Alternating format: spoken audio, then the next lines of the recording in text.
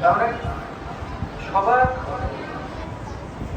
সমন্বয়ে একটা ইকোসিস্টেম গড়ে ওঠে, সবাই সবার উপর নির্ভরশীল থাকে, তাই না? ডিপেন্ডেন্ট থাকে না?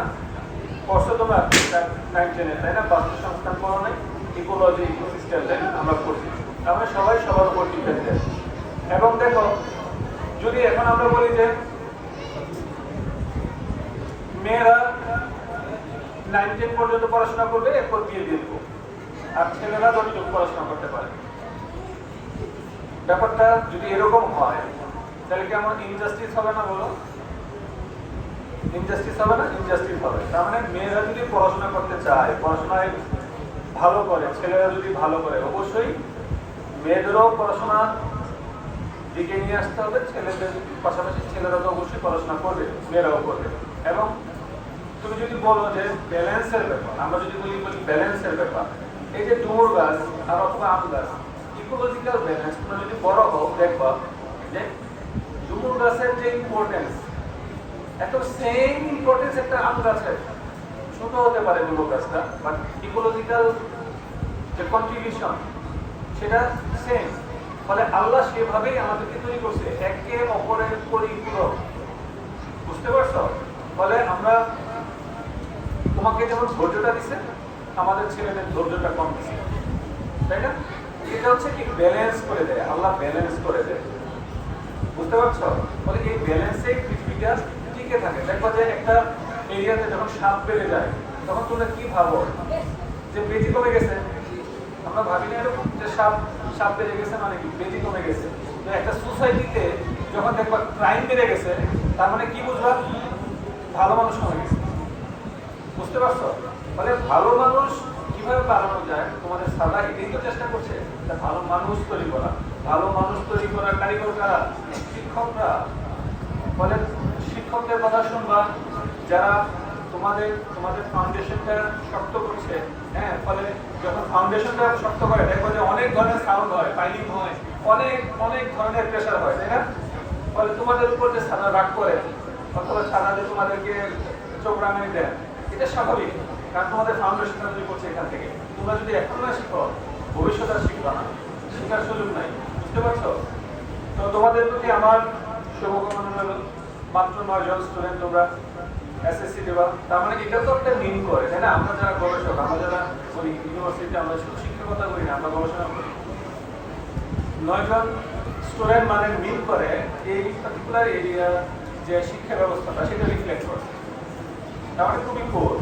তার মানে আমরা কি করতে পারি, আমাদের কি করা হচ্ছে? আমার মনে হয় যে আমার ছাত্রদের প্রতি আমার অনুরোধ থাকবে যে আমরা হয়তো, আপনারা এরকম করতে পারেন যে এই যে আমাদের গার্জিয়ান আছে, আপনি 3 মাস অন্তর হোক অথবা 6 মাস অন্তর হোক, একটা স্কুলের যে শিক্ষার্থীদের বাবা মা, প্যারেন্টস যারা আছে, তাদের নিয়ে বসা, 3 মাস বা 6 মাস অন্তর নিয়ে বসা। কারণ ওনাদেরকে মোটিভেশন আপনি যদি দিতে পারেন বা মোটিভেট করতে পারেন, ফলে ওনাদের সন্তানগুলো ভালো করবে। আর ওদের যে বয়স, এই বয়সে আসলে আমরা যে কথাগুলো বলবো, এই কথাগুলো নেওয়ার মতো, বোঝার মতো এবিলিটি কিন্তু তাদের হয়নি। ফলে আমাদেরকে টার্গেট করতে হবে তাদের অভিভাবককে, তাদের বাবা মাকে। ফলে আমরা তাদের বাবা মাকে যদি আমরা 3 মাস 6 মাস অন্তর অন্তর বোঝাতে পারি যে শিক্ষাটা কি জন্য প্রয়োজন, আপনার ছেলে মেয়ে শিক্ষা কেন দরকার, শিক্ষিত হলে কি হবে, জাতির কি উপকার হবে, তাই না?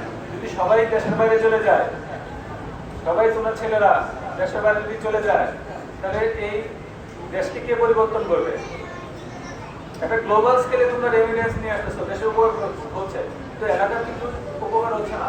খুবই ম্যাক্রো স্কেলে হবে এটা, যদি উপকার হয় খুবই ম্যাক্রো স্কেলে, এবং ইন্ডিভিজুয়াল লেভেলে অনেক উপকার হবে, কিন্তু কমিউনিটি লেভেলে উপকার হবে না। ফলে শিক্ষাটা খুবই ইম্পর্টেন্ট।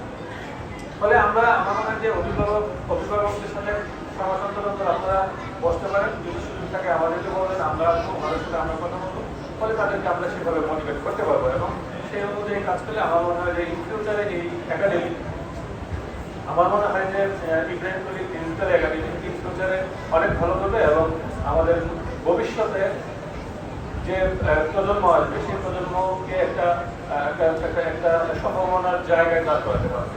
বুঝতে পারছো? এটা দেখো, আজকে আমি শিক্ষক, তাই না? ডক্টর ইউনুস নাকি চেনো? উনি কোন ইউনিভার্সিটি শিক্ষক ছিলেন জানো? চিটাগং ইউনিভার্সিটি শিক্ষক ছিলেন ইকোনমিক্সের। আমাদের কি হয় জানো, ইউনুস কি হয় জানো, আমাদের কি হয়, দুলাভাই হয়। ওনার ওয়াইফ হচ্ছে আবার আমাদের ফিজিক্সের টিচার ছিলেন জাহাঙ্গীরনগর ইউনিভার্সিটি, আমাদের দুলাভাই হয়। ফলে ফলে এই যে ইউনিভার্সিটির শিক্ষকরা যখন মানে ন্যাশনাল লেভেলে কাজ করবে, ন্যাশনাল লেভেলে কন্ট্রিবিউট করবে, একেবারে দেশটাই পরিবর্তন হয়ে যাবে। দেশটা একটা সুন্দর একটা দিগন্ত নিয়ে আসবে, যেই সুন্দর সময়টাকে তোমরা প্রপার ইউটিলাইজ করবা এবং পরবর্তী প্রজন্মকে তোমরা সামনের দিকে নিয়ে আসবা। তো তোমাদের জন্য দোয়া রইল, তোমাদের জন্য ভালোবাসা রইল। তোমরা ভালো থাকো এবং তোমাদের চারপাশের মানুষগুলোকে ভালো রাখো। শুধু নিজে ভালো থেকো না, ভালো থাকো